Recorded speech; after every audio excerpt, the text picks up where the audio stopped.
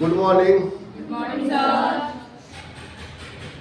पिछले लेक्चर में आप लोगों ने कहाँ तक पढ़ा था बेटा? हम लोगों ने पढ़ लिया था यानी जो लघु बीजाणु थे, लघु बीजाणु को स्वतंत्र रूप से उन्हें क्या कर दिया जाता? अलग कर दिया गया था। आपको बताया गया था कि पहले लघु बीजाणु क्या थे? द्विगुणित थे। जो कोशिकाएं थी वो क्या थी? द्विगुणित थी। और अणुसूत्री विभाजन के बाद से क्या हो गई? यानी अब जो है एक गुणित रह गई, यानी अगुणित हो गई। क्या हो गई? अगुणित हो गई। तो हम लोगों ने यहां तक पढ़ लिया था कि एक जो बीजाणु की संरचना थी, बीजाणु की संरचना को हमने देखा था कि कितने भाग थे उसके? 4 भाग थे। पहले भाग को क्या कहा जा रहा था? एपिडर्मिस। और दूसरे भाग को क्या कहा जाता? एंडोथीसियम। और तीसरे को मिडिल लेयर और चौथे को टेपिटम। आपने एक चीज पढ़ लिया था पहले, तो आपने उसमें एक चीज देख लिया था लघु बीजाणु। अब यहाँ पे हमने लघु बीजाणु को तो प्राप्त कर लिया था, लेकिन इसका जो है लघु बीजाणु प्राप्त करने में आपने देखा कि जो इसके 4 भाग हैं, उन चारों भागों का क्या क्या कार्य है आपने देखा था कि नहीं देखा था? एपिडर्मिस का काम क्या था बेटा? ये क्या करता है? इसे सुरक्षा प्रदान करने का यानी प्रोटेक्शन देने का कार्य करता है। क्या करता है? प्रोटेक्शन देने का कार्य करता है। दूसरा जो है एंडोथीसियम और तीसरा मिडिल लेयर, ये मिलकर क्या करते हैं? परागकोश के स्फुटन में सहायक होते हैं। और चौथे में क्या बताया गया था कि टेपिटम। टेपिटम के मुख्य कितने कार्य बताए गए थे? 3 कार्य। पहला पोषण था, यानी दूसरा क्या था कि एक प्रकार का क्या करता है? एंजाइम का स्राव करता है, जिसका क्या नाम है? काइलेज। और काइलेज क्या करता है? जो कोशिका भित्ति के ऊपर एक आवरण बनता है, उसी आवरण को क्या करता है? तोड़ने का कार्य करता है, जिससे लघु बीजाणु क्या होते हैं? स्वतंत्र रूप से बाहर आते हैं। ये बताया गया था ना आप लोगों को? एक इसमें आप लोगों को नहीं बताया गया था यूबिस्काय क्या है। आज हम यूबिस्काय का कार्य, अब यहाँ जो है जब हम पढ़ेंगे लघु बीजाणु का परागकण में परिवर्तन, यानी हमने लघु बीजाणु बना लिया। अब लघु बीजाणु बनने के बाद से क्या होगा बेटा? यही लघु बीजाणु जो है आगे जाकर परिपक्व होंगे और परिपक्व होकर नर युग्मक भी बनेंगे और उसके बाद से नर युग्मक बन जाएंगे। क्या बन जाएंगे? नर युग्मक बन जाएंगे। यहाँ तक मैंने बता दिया था। तो आज हम फिर स्टार्ट करते हैं। आपने देखा था कि ये कोशिकाएं क्या हो रही थी? जो यहाँ पर अगुणित थी, ये कोशिकाएं अलग हो रही थी। तो ये कोशिकाएं आपस में क्या हो रही थी बेटा? जैसे कुछ कोशिकाएं धीरे धीरे समाप्त हो रही थी, मर रही थी, और उनको ये कोशिकाएं खाकर क्या हो रही थी? ये अपना विकास कर रही थी। इस प्रकार एक समय आया कि ये सारी कोशिकाएं क्या हो गई? नष्ट हो गई। इसमें से मान के चलो कि ये 3 कोशिकाएं क्या हो गई? विकसित हो गई। अब ये कोशिकाएं जब विकसित हुई तो इसमें बताया गया था कि ये जो इसका परत है उसको क्या कहता है? Plasma membrane. उसके नीचे क्या होता है? ये उसके ऊपर एक परत चढ़ती है, ये किसका होता है? ये बताया गया था काइलोस का होता है। क्या होता है? और इसको तोड़ने का काम कौन करता है? काइलेज करता है। कौन करता है? काइलेज करता है। ये जो कोशिका भित्ति होती है बेटा, ये किसका बना होता है? तो ये सेलुलोज और पेंटिन का बना होता है। सेलुलोज क्या होता है बेटा? सेलुलोज के बारे में जानते हैं तो आप लोगों को यह भी बता दिया गया था कि जो सेलुलोज होता है, जब बहुत सारे यानी हमारे भोज्य पदार्थ में, जब इनके भोज्य पदार्थ में किनके? पादपों के, हम पादप के बारे में पढ़ रहे हैं ना, तो जब पादपों के जो भोज्य पदार्थ में क्या होते हैं? ग्लूकोज पाए जाते हैं, वो बहुत सारे ग्लूकोज मिलते हैं, तो किसका निर्माण होता है? सेलुलोज का होता है। किसका निर्माण होता है? सेलुलोज का निर्माण होता है। अब देखो यहाँ पर जो है ना, सेलुलोज के निर्माण यहाँ हमने देख लिया कि सेलुलोज का क्या हो जाता है? निर्माण हो जाता है। जैसे आपको पढ़ना क्या था कि टेपिटम, जो टेपिटम का चौथा ये तीसरा भाग है कार्य जो है यूबिस्काय। यूबिस्काय पहले जाने की यूबिस्काय क्या है? तो देखो टेपिटम जो है एक प्रकार का रसायन का स्राव करता है। नोट कर लेना, टेपिटम क्या करता है कि एक प्रकार का यहाँ पे क्या करता है? रसायन का स्राव करता है। किसका स्राव करता है? रसायन का स्राव करता है। और ये रसायन जो रसायन का स्राव करता है, टेप्टम जो रसायन का स्राव करता है, तो पहला जो रसायन निकलता है उसका नाम है प्रोबीस। क्या नाम है? प्रोबीस। और दूसरा जो है, जो उसमें से क्या होता है रसायन निकलता है, वह क्या होता है? स्पोरोपोलिनीन। क्या होता है? स्पोरोपोलिनीन। जो प्रोबीस होता है बेटा, वह मुख्य रूप से लिपिड होता है। क्या होता है? लिपिड का बना होता है। जबकि स्पोरोपोलिनीन जो है वो कार्बोहाइड्रेट का बना होता है। क्या किसका बना होता है? कार्बोहाइड्रेट का बना होता है। जब प्रोबीस और स्पोरोलेनिन जब दोनों एक साथ मिलते हैं तो क्या बनता है? यूबिस बनता है। यानी एक चीज समझ गया कि यूबिस क्या है, यानी यूबिस काय क्या है? यहां पे लिख लेना यूबिस काय। क्या लिखोगे? यूबिस काय। आपको बताया गया कि यूबिस काय का निर्माण कैसे हुआ है? कैसे हुआ है बेटा? जब प्रोबीस और स्पोरोलेनिन दोनों क्या होते हैं? आपस में मिलते हैं तो किसका निर्माण होता है? यूबिस काय का होता है। किसका निर्माण होता है? यूबिस काय का। अब देखो, जो टेप्टम से निकलने वाले यूबिस काय होते हैं वो कोशिका भित्ति के ऊपर एकत्रित हो जाते हैं। जैसे ये कोशिका भित्ति है ना, तो इसमें जो है, अब मान लो कि अब ये द्विगुणित तो है नहीं, यहां से जो क्या निकले हैं? लघु बीजाणु। वह लघु बीजाणु क्या है? अगुणित है। क्या है? अगुणित है। तो ये इस वाले भाग को हम क्या कहते हैं? क्या कहते हैं? बोलो। जो कोशिका के ऊपर का जो भाग होता है उसको क्या कहा जाता है? प्लाज्मा झिल्ली कहा जाता है। क्या कहा जाता है? प्लाज्मा झिल्ली।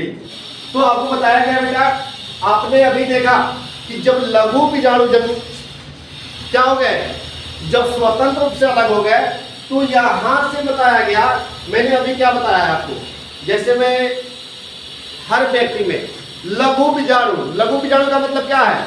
जो अभी बच्चा है, परिपक्व नहीं है। जैसे हम मनुष्य में भी देख लो, जीव जंतुओं में भी देख लो कि हम लोग जब तक बच्चे होते हैं तब तक हमारे अंदर जो है, चाहे नर जनन अंग है या मादा जनन अंग है, तो नर जनन अंग में स्पर्म का निर्माण जब तक नहीं होगा जब तक हम परिपक्व नहीं होंगे। परिपक्व होने का मतलब होता है कि जब हमारी उम्र, जब लड़के की उम्र क्या होगी? 13 से 15 साल के बीच में होगा या 16 साल के बीच में होगा, तो उसके अंदर टेस्टोस्टेरोन हार्मोन्स का स्राव होता है। और टेस्टोस्टेरोन हार्मोन्स के स्राव होने के बाद से क्या होता है? उसके अंदर बदलाव आने लगते हैं और उसके अंदर शुक्राणु का निर्माण होना प्रारंभ हो जाता है। और शुक्राणु का निर्माण होना यही तो क्या है? जनन क्रिया में भाग लेता है। मैंने अभी मादा जनन तंत्र में देखोगे तो मादा जनन तंत्र में क्या होता है? मादाओं में भी बताया, यानी जब लड़कियां कितने उम्र की होती है? जब तक बच्ची है। और जब युवावस्था में आती है, यानी युवावस्था माना जाता है किसको? जब लड़कियां 12 वर्ष से 14 वर्ष का जो एज होता है, उससे पहले भी उनके ओवरी के अंदर जो है अंडाणु का निर्माण होता है, लेकिन वो अंडाणु परिपक्व नहीं होते। परिपक्व कब होते हैं? जब उनके अंदर, यानी 12 साल से लेकर 14 वर्ष के बीच में दो हार्मोन्स, कौन कौन? एक तो एस्ट्रोजन और दूसरा प्रोजेस्टेरॉन। जब हार्मोन्स का क्या होता है? स्राव होने लगता है, तो उनके अंदर अंडाणु क्या होने लगते हैं? परिपक्व होने लगते हैं। और वही अंडाणु परिपक्व होकर क्या होते हैं? फैलोपियन ट्यूब में आते हैं। किसके लिए? निषेचित होने के लिए। तो सेम तो प्रक्रिया इसमें भी है। यानी हमने पहले लघु बीजाणु बनाया, यानी लघु बीजाणु क्या? अभी एक बच्चा का रूप ये क्या कर लिया? धारण कर लिया। जब ये रूप धारण कर लिया, यानी अगुणित क्या बना? संरचना बनी। इसके ऊपर आपको बताया गया कि एक प्रकार का क्या हुआ? कोशिका भित्ति का निर्माण हुआ। ये यहां तक तो आप जानते हो। अब इसी समय क्या करता है?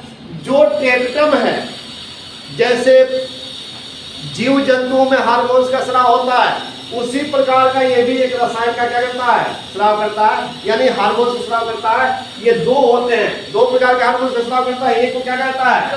प्रोबीस, और दूसरे को क्या कहता है? स्पोरोपोलिनीन।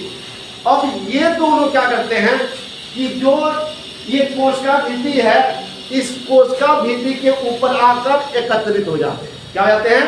कोशिका भित्ति के ऊपर आकर एकत्रित हो जाते हैं।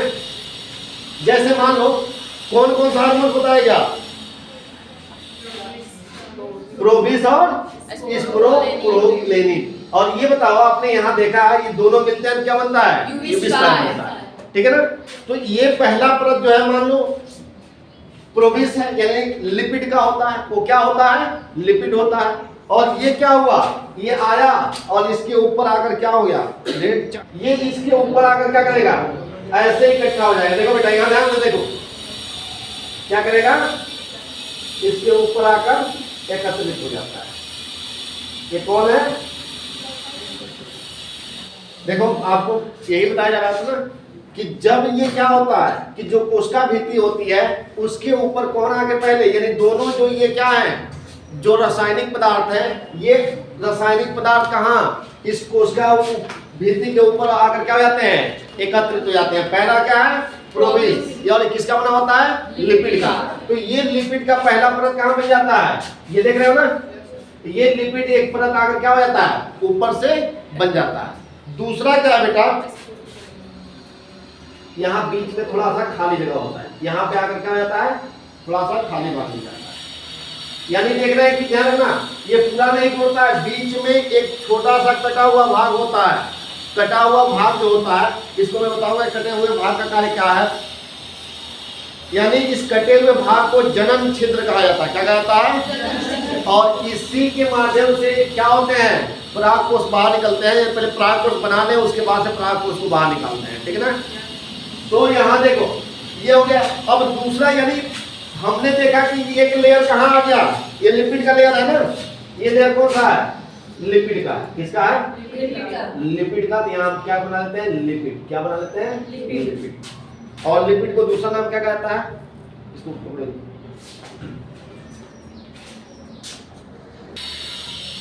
और ये देख रहे हैं ना, जो ये रेड रेड कलर का जो दिखाई दे रहा है, क्या दिखाई दे रहा है, ये रेड रेड कलर का देख रहे हैं एक परत। ये जो परत होता है बेटा, इस परत को कहा जाता है स्पोरोपोलेनिन।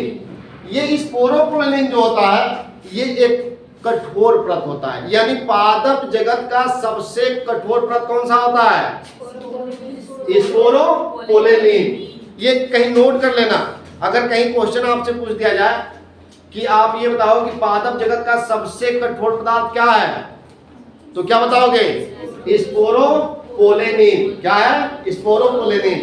अच्छा एक चीज बताओ, मानव यानी जीव जगत में जो है, जंतु जगत में जो है सबसे कठोर परत कौन सा होता है, एनामेल होता है। एनामेल कहाँ पाया जाता है, जो हमारे दांत का जो सबसे बाहरी परत होता है वो किसका बना होता है, एनामेल का। और सबसे कठोर क्या होता है, परत होता है।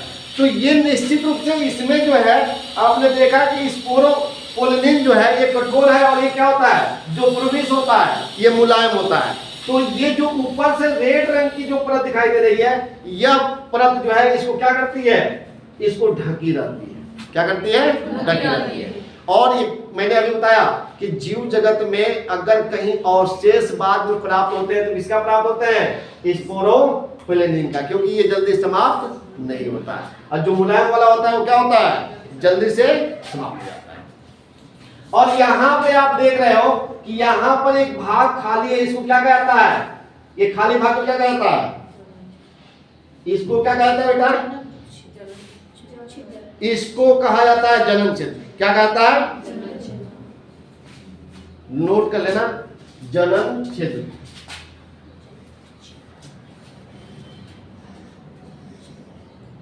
यानी जब क्या होते हैं, परागकण जो है हम तो बना किसको रहे हैं, परागकण का निर्माण कर रहा है ना। जब परागकण परिपक्व हो जाएंगे तो इसी के माध्यम से वो क्या होंगे, बाहर आते हैं। अब जब यहां तक ये तैयार हो जाता है बेटा, तो इसमें देखो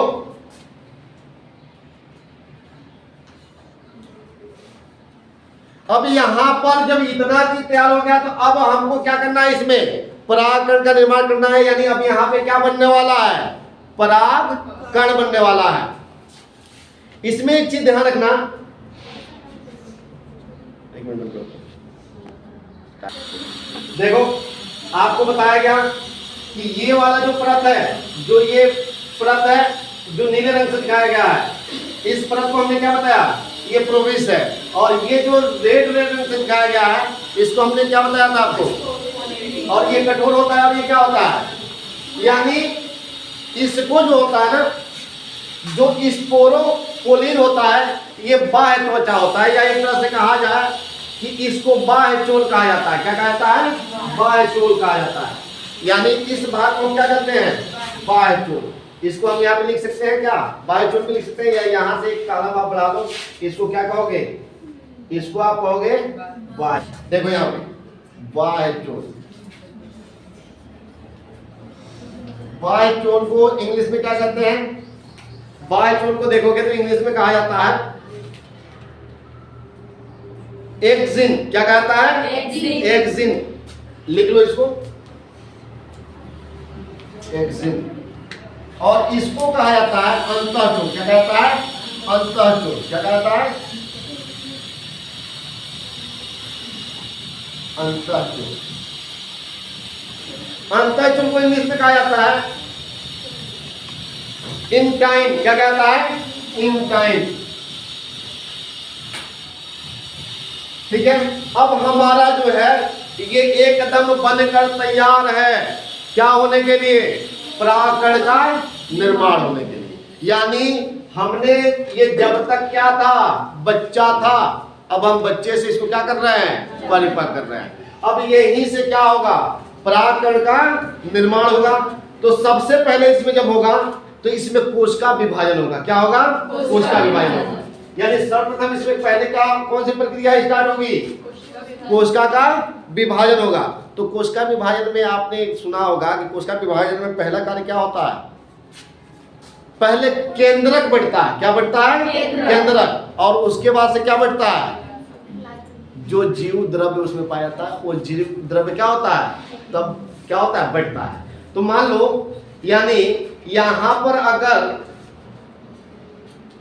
यहां पर अब इसी को मैं यहां पे कोशिका विभाजन कर दूंगा, ठीक है ना। यहां पर क्या होगा, कोशिका विभाजन होगा। तो कोशिका विभाजन होगा, तो कोशिका विभाजन होता है तो एक चीज ध्यान रखना, मान लो कि सबसे पहले केंद्र का विभाजन होता है ना, तो केंद्र दो भागों में, जैसे ये क्या है, कोई कोशिका है, क्या है, कोशिका है। तो जब कोशिका का विभाजन होता है, इस कोशिका का विभाजन होता है तो दो भागों में बढ़ता है। पहले जो है इस तरह का, पहले क्या इसमें बढ़ता है, केंद्रक। क्या बनता है, केंद्रक। यानी ऐसे एक छोटा केंद्रक बनता है और एक क्या होता है, बड़ा। एक थोड़ा क्या बनता है, बड़ा बनता है। जो छोटा वाला केंद्रक बनता है, यानी छोटी केंद्रक को हम क्या कहते हैं, कोशिका जनन कहते हैं। और बड़ी को क्या कहते हैं, कायिक कोशिका कहते हैं। यानी जो ये छोटा वाला बनता है, अब देखो पहले हमने क्या किया, इसको जैसे बंटवारा किया, तो यहाँ पे आपने बंटवारा किया तो ये दो भागों में टूटा ना, देख रहे हो ना। यानी केंद्र दो भागों में, एक यहाँ गया और एक यहाँ गया। और फिर दूसरा क्या आ जाएगा, जीव द्रव। क्या आ जाएगा, जीव द्रव। इसके अंदर क्या बढ़ जाएगा, जीव द्रव। इस भाग को क्या कहा जाता है, कोशिका जन्म कहा जाता है। क्या नाम दिया जाता है, जो छोटा वाला, ये छोटा वाला बना है ना, आपको ध्यान रखो, एक बार फिर बता रहा हूँ। आपको बताया गया जब कोशिका विभाजन होती है तो कोशिका विभाजन में सबसे पहले किसका विभाजन होता है, केंद्रक का। अरे एक कोशिका के अंदर क्या क्या होता है जी, ये बताया गया था ना, ये कोशिका है। अब कोशिका के अंदर क्या पाया जाता है, केंद्रक पाया जाता है। क्या पाया जाता है, यहाँ पे मान लो केंद्रक पाया जाता है। ये क्या हो गया, केंद्रक। और दूसरा क्या होता है, ये जीव द्रव्य। क्या होता है, एक तरल पदार्थ है, उसे क्या कहता है, जीव द्रव्य। तो जब कोशिका विभाजन होता है तो कोशिका विभाजन में सबसे पहले किसका विभाजन होगा, केंद्रक का। तो ये केंद्रक में बता रहा हूँ कि ये केंद्रक कितने भागों में बटा, दो भागों में, एक बड़ी एक छोटी भाग बनी। एक जो पहला जो ऊपर आप दिखाई दे रहा है, ये क्या है, छोटा भाग है, और ये क्या है, बड़ा भाग। तो जो छोटा वाला भाग है, जब ये बट गया तो इसके बाद से क्या होगा, अब जीव द्रव्य का विभाजन होगा। तो दोनों में यहाँ से जीव द्रव्य निकल के कहाँ चले जाएंगे, इसमें चले जाएंगे। तो जो छोटा वाला भाग होता है उसको कोशिका जनन भाग कहा जाता है। क्या कहता है, कोशिका जनन भाग कहा जाता है। और जो बड़ा वाला भाग होता है इसको जो है कोशिका कायिक कोशिका कहा जाता है। क्या कहता है, कायिक कोशिका कहा जाता है। दिमाग में रहेगा।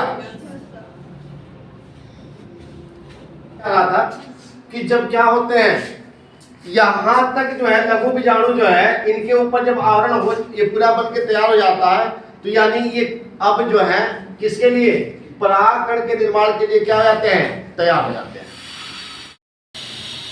बताया जा रहा है बेटा, मैंने अभी क्या आप लोगों को बताया कि जब क्या होते हैं जो लघु बीजाणु है, अब जब ये लघु बीजाणु यानी जब इनके ऊपर आवरण आ जाते हैं और आवरण आने के बाद से ये जब पूर्ण रूप से तैयार हो जाते हैं, तो इसमें परागकण बनने के लिए क्या हो जाता है, तैयार हो जाता है। तो सबसे पहले क्या होता है बेटा कि इसमें कोशिका विभाजन होता है। क्या होता है, कोशिका का विभाजन, अर्धसूत्री विभाजन होता है।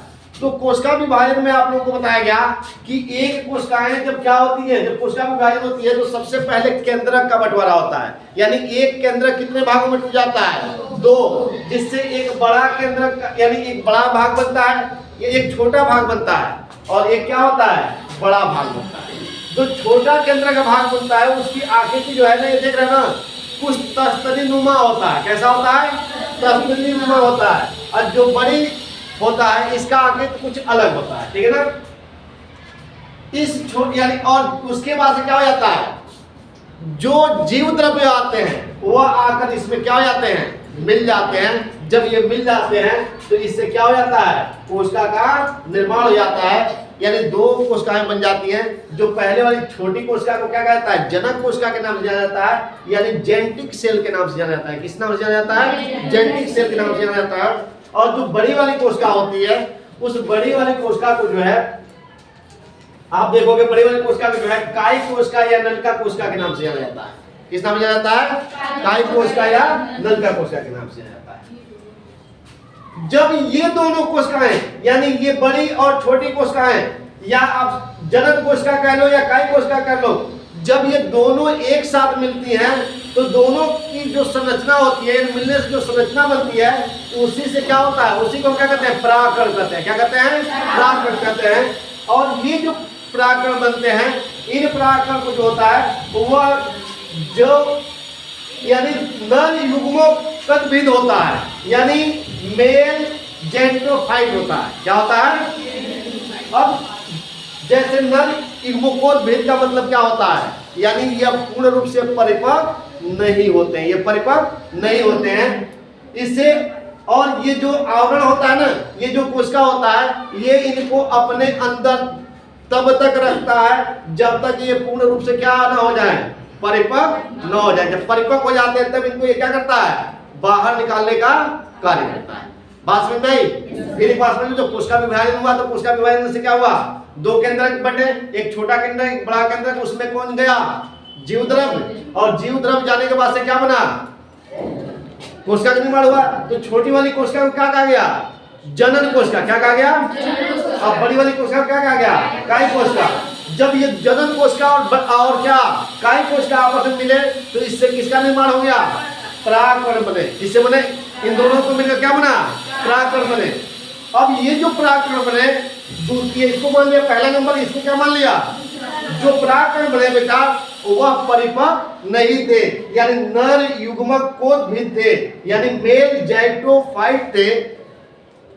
जो इनको जो है ये कोशिकाएं अपने अंदर तब तक रखी रही जब तक ये परिपक्व न हो जाए। जब परिपक्व हो जाती है तो इन्हें ये क्या कर देता है, बाहर निकाल देता है।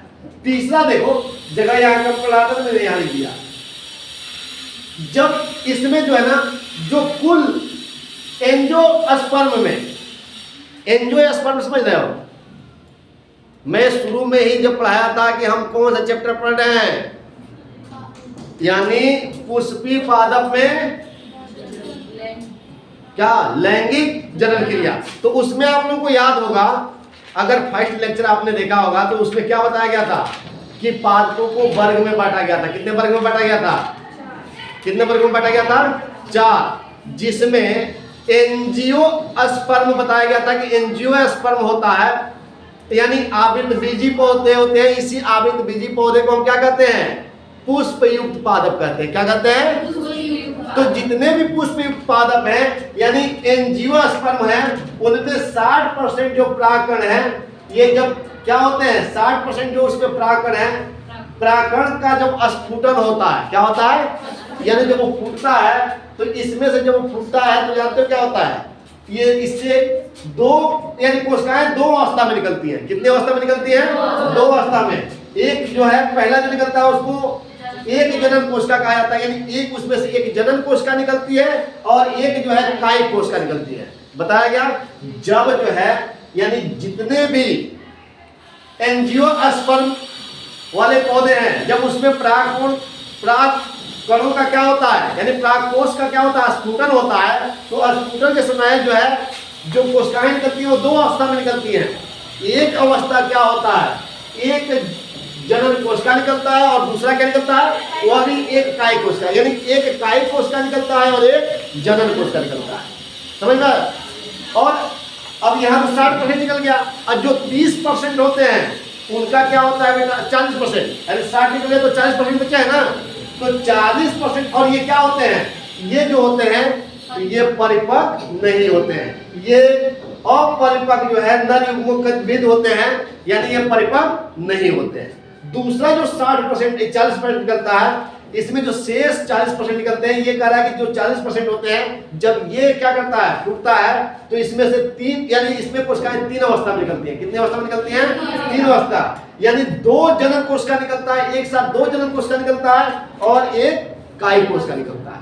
और आपको एक चीज मैं बता दूं, जितने भी पौधे हैं ना, जब पौधों में आप देखोगे कि लैंगिक यानी जब उसमें निषेचन क्रिया कब होता है, यानी पौधों जो पुष्प वाले पौधे होते हैं, यानी पुष्प वाले जो पौधे होते हैं उनमें एक विशिष्ट गुण पाया जाता है। ये कहीं नोट कर लेना, क्या विशिष्ट गुण पाया जाता है कि इनमें द्विनिषेचन होता है, इसमें द्विनिषेचन क्रिया होता है। क्या बताया गया, जितने भी पुष्पीय पादप होते हैं उनमें कौन सी घटना होती है, कौन सा विशिष्ट गुण होता है कि उनमें द्विनिषेचन क्रिया होता है। यानी यहाँ पे देख रहे हो कि एक जनन कोशिका निकल रही है, देख रहे हो ना, तो जिसमें एक जनन क्रिया यानी एक जनन कोशिका निकलेगी वह निषेचित नहीं कर पाएगा। निषेचित कब करेगा, जब दो क्या निकलेंगे, जनन कोशिका और एक क्या होगा, कायिक कोशिका, तब ये क्रिया क्या हो पाएगा, सफल हो गया। यानी इसमें डबल जो है फर्टिलाइजेशन क्रिया पाई जाती है, अतः इसमें दो जनन कोशिकाओं की आवश्यकता होती है। नर युग्मक में क्या होती है, दो जनन कोशिकाओं की क्या होती है, आवश्यकता होती है।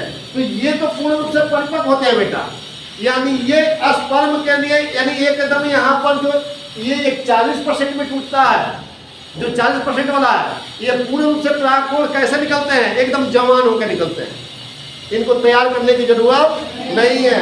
ये एकदम देख रहे हो कि दो जनन कोशिका और एक कायिक कोशिका निकला, ये जनन क्रिया के लिए सहायक बन चुके हैं, इनमें कुछ करना नहीं है। लेकिन इनका क्या होता है, सवाल ये होता है कि इनकी संख्या ज्यादा होती है, इनकी संख्या क्या होती है, कम होती है, तो इनका क्या होता है। तो जब इनकी बात आती है तो ये जानते हो क्या होता है कि जब ये दो कोशिकाएं अवस्था वाले क्या होते हैं, ये जब जाकर क्या करते हैं, जैसे कोई मान लो किसी बढ़ती कांग्र पर बैठते हैं, बढ़ती कांग्र समझते हो ना, जो पुष्प का ये वाला भाग होता है इसको क्या कहता है, बढ़ती कांग्र, जो ऊपर वाला भाग होता है क्या होता है, बढ़ती कांग्र। और इसमें जब ये क्या एक जनन कोशिका वाला क्या होता है, एक जनन कोशिका जाकर इस पे क्या होता है, बैठता है, तो यहाँ पर दो चीजों को ध्यान रखना होता है। जब उसी जाति का, जिस जात का ये है उसी जात का ये है, यानी एक जात क्या होती है, सेम जात का मिल जाते हैं, यानी जिस जाति का ये जनन कोशिका है उसी जात का वर्तिका है, तब क्या होगा बेटा, तो दोनों सेम जाति के हैं, तो उनके बाद ये कोशिकाएं जो है आपस में विभाजित हो जाती है। क्या हो जाती है, विभाजित, यानी ये क्या करता है, इनको विभाजित कर देता है और इनकी संख्या जानते हो कितना बना देता है, दो जनन कोशिकाओं में बांट देता है। मैंने क्या बताया, एक बार ध्यान से सुनो, यहाँ पे आपने देखा कि ये पूर्ण रूप से जो है ना, जो 40% वाले हैं, ये पॉइंट मैंने यहीं जाकर आपका मेन चीज समझना था, और मैं कई बार कहा हूँ कि थोड़ा सा ये कठिन है, आपको थोड़ा सा ध्यान देना होगा। तो आप लोगों को मैं देख रहा हूँ चेहरा भी अभी से उतरा हुआ है। मैंने क्या बताया बेटा कि यहाँ पर फिर एक बार सुनो, इस यहाँ पर अगर आप भूल गए तो निश्चित रूप से आपके बस की बात नहीं है।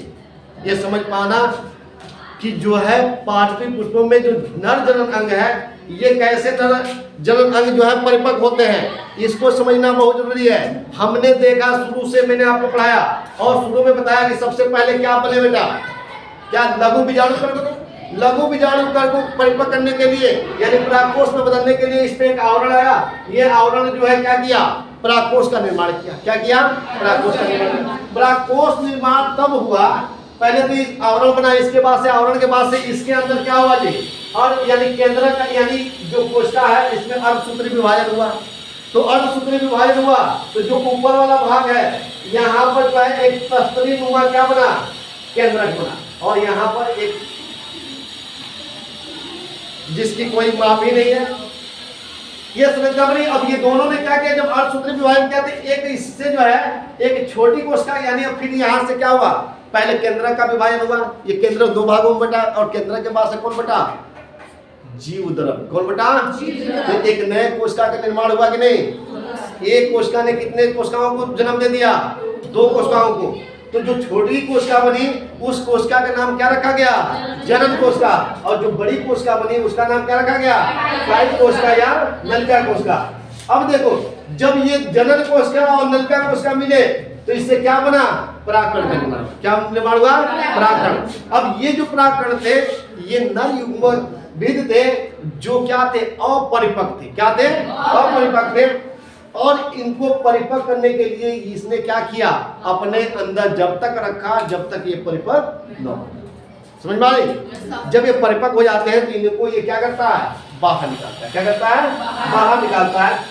तो यहाँ पर यानी अपने यहाँ निकलता, तब क्या होता है जब बाहर निकालता है तो जितने भी एंजियोस्पर्म यानी पुष्पी पादप वाले पौधे होते हैं उनमें मैंने बताया कि उसमें जो है जो क्या होते हैं, परागकण करते हैं, उसमें 40% जो परागकण यानी जब स्फुटन होता है तो ये जानते हो कैसे बदलते हैं, कैसे बदलते हैं। इसमें क्या होता है, जब इसका स्फुटन होता है तो कोशिकाएं दो अवस्था में निकलती हैं। कितने अवस्था में निकलती हैं, दो अवस्था में निकलती हैं। यानी एक उसमें जनन कोशिका निकलता है और दूसरा कायिक कोशिका निकलता है। बस यहाँ समझ लेना, इसमें एक क्या होता है 60% वाले में एक जनन कोशिका निकलता है, दूसरा क्या निकलता है यानी एक कायिक, यानी एक ही कायिक और एक जनन। और इसका पादपों का सबसे विशिष्ट गुण क्या है बेटा, कि ये क्या होता है, डबल फर्टिलाइजेशन क्रिया इसमें होती है। यानी फर्टिलाइजेशन क्रिया होने के लिए इन कोशिकाओं की संख्या यानी जनन कोशिकाओं की संख्या कितनी होनी चाहिए, 2 होनी चाहिए। तो जो इसमें 60% में तो एक निकलता है और 40% वाले में जब क्या होता है, परागकोश का स्फुटन होता है तो इसमें से 3 यानी कोशिकाएं 3 अवस्था में निकलती हैं। कितने अवस्था में निकलती हैं, 3 अवस्था में निकलती हैं। पहला जो होता है यानी एक तो 2 जनन कोशिका निकलती है, एक साथ क्या होती है, 2 जनन कोशिका निकलती है और एक कायिक कोशिका निकलती है।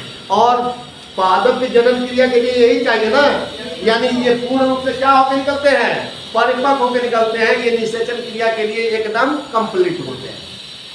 अब सवाल पैदा ये हो रहा था कि जो ये 40 ये 60 जिनकी संख्या ज्यादा है तो आखिर ये एक निकलते हैं तो होता क्या है, तो ये क्या होता है, ये कहाँ जाते हैं, यानी पुष्प के जो वर्तिकाग होता है जब उस पे जाते हैं और जब इनका जाति और इनका जाति सेम मिलता है, यानी जिस जाति का ये है, जाति समझते हो ना, यानी जो जिस यानी अब मान लो गुलाब का होगा तो उसमें कमल का नहीं मिल जाएगा, अपने जाति के जिस जाति का ये पौधा है उसी जाति के क्या हो गए, जनन कोशिका वहां पहुंचा तो ये दोनों ये क्या कर देता है, उस कोशिका का क्या कर देता है, विभाजन कर देता है। और विभाजन करके उस कोशिका को कितने में बदल देता है, 2 नर कोशिकाओं में बदल देता है और एक क्या बन जाता है, उसमें एक जो है कायिक कोशिका रहता है और ये भी क्या हो जाता है, परिपक्व हो जाता है। यानी यहाँ पे जनन क्रिया की प्रक्रिया के लिए ये पूर्ण रूप से क्या हो जाता है, तैयार। समझ में आया ना जनतंत्र। अब ये छोटा सा एक चीज समझ जाओ कि परागकण से नुकसान क्या होते हैं, कहीं नोट कर लेना। परागकण का नुकसान क्या है, मानव जीवन के लिए परागकण का क्या नुकसान है। तो देखो अगर परागकोश आप यानी परागकोश जैसे स्फुटन हो रहा है, आप उसके आसपास हो तो आपको क्या क्या दिक्कत हो सकती है, अस्थमा हो सकती है, यानी सांस की बीमारी हो सकती है, श्वसनी शोथ एलर्जी, एलर्जी जैसे भी बीमारियां आपको क्या उत्पन्न हो सकती हैं, ये क्या है आपको नुकसान है। और परागकण से फायदे क्या हैं, परागकण से फायदा क्या होता है मानव जीवन के लिए। तो परागकण से जो है आप जानते हो कि परागकण में क्या होता है, पोषणी पदार्थ पाया जाता है। टेक्टम को आपने सुना था ना कि इसको पोषण दे रहा था, तो पोषणी पदार्थ पाने की वजह से इससे जो है ना बहुत सारी चीजों में आपको लाभ मिलती है। जैसे इससे कैप्सूल बनाया जाता है, क्या बनाया जाता है, कैप्सूल बनाया जाता है, इससे क्रीम बनाया जाता है, इससे जो है एनर्जी वाले बहुत सारे पदार्थ बनाए जाते हैं, पेय पदार्थ बनाए जाते हैं, जिससे हमारे शरीर को क्या मिलती है, एनर्जी मिलती है। तो इस रूप में ये हमारे क्या आते हैं, उपयोग में भी आते हैं। तो आज आपको क्या हुआ, नर यानी पुष्प का नर जनन अंग के बारे में हमने पूर्ण रूप से पढ़ा दिया। अब अगला हम क्या पढ़ेंगे, यानी पुष्प में मादा जनन अंग क्या, स्त्री कैंसर। ठीक है, आप क्या